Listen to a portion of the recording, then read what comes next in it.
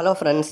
யாருக்குமே தெரியாமல் பார்த்தீங்க அப்படின்னா ரகசிய பயிற்சியை வந்து இந்திய வீரர்கள் வந்து செஞ்சிட்ருக்காங்களாம். கம்பீர் வந்து அவர் மேலே சுமத்தப்பட்ட அந்த ஒரு ஒரு குறைகள், அந்த ஒரு ப்ரெஷர், அந்த ஒரு விமர்சனம், இது எல்லாத்துக்கும் வந்து பதிலடி கொடுக்கும் விதமாக ஆஸ்திரேலிய தொடரில் 4-0லாம் கிடையாது, ஒயிட் வாஷ் பண்ணுறதுக்கே வந்து ஒரு சூப்பரான வழி பண்ணி அதை நோக்கி இந்திய அணி வந்து பயணிச்சிட்ருக்காங்களாம். ஸோ அதை பற்றி டீட்டெயிலாக வந்து பார்ப்போம். ஆஸ்திரேலியா அணிக்கு எதிரான 5 டெஸ்ட் போட்டிகள் கொண்ட டெஸ்ட் தொடர் அப்படிங்கிறது 3 பேருக்கு வந்து பயங்கர ப்ரெஷராக போகுது. ஒன்று விராட் கோலி, இன்னொன்று ரோஹித் சர்மா, அதேமாதிரி பயிற்சியாளர் கம்பீர் வந்து பயிற்சியாளராக வந்த பிறகு பார்த்தீங்கன்னா பலரும் வந்து சந்தோஷப்பட்டாங்க. டிராவிட் வந்து ரொம்ப கூலான ஒரு ஆள், ரொம்ப சாதுவான ஒரு ஆள், பட் கம்பீர் வந்து ஆக்ரோஷமான ஒரு ஆள், இந்திய கிரிக்கெட்டை அடுத்த கட்டத்துக்கு வந்து கொண்டு போவார் கம்பீர் அப்படிங்கிற மாதிரி பலரும் வந்து எதிர்பார்த்தாங்க.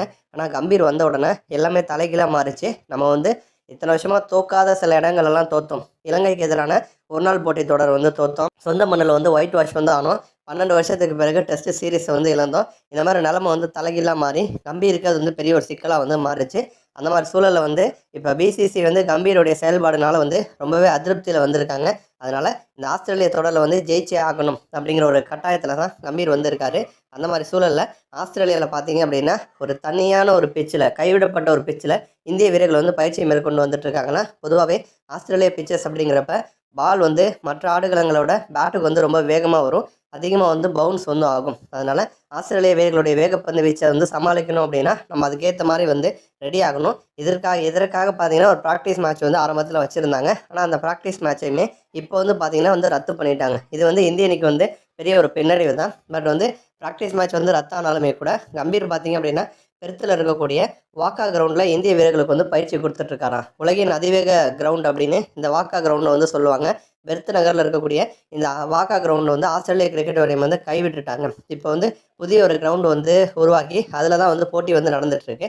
அந்த மாதிரி கைவிடப்பட்ட ஒரு கிரவுண்டில் இப்போ இந்திய வீரர்கள் வந்து பயிற்சி மேற்கொண்டு வந்துட்டுருக்காங்க.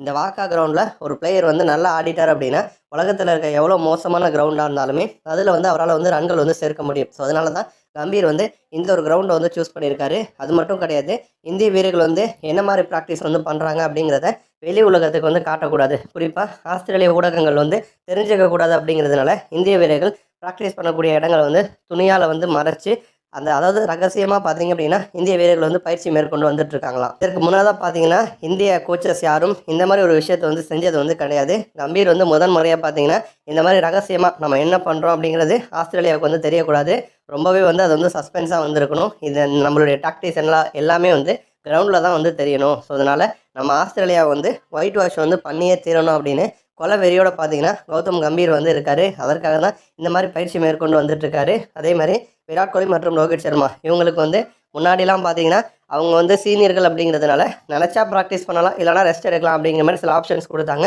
இப்போ அதையுமே வந்து கட் பண்ணி தொடர்ந்து ரோஹிட்டும் கோலியும் வந்து ப்ராக்டிஸ் மேற்கொண்டு வந்துட்டுருக்காங்களாம். நன்றி.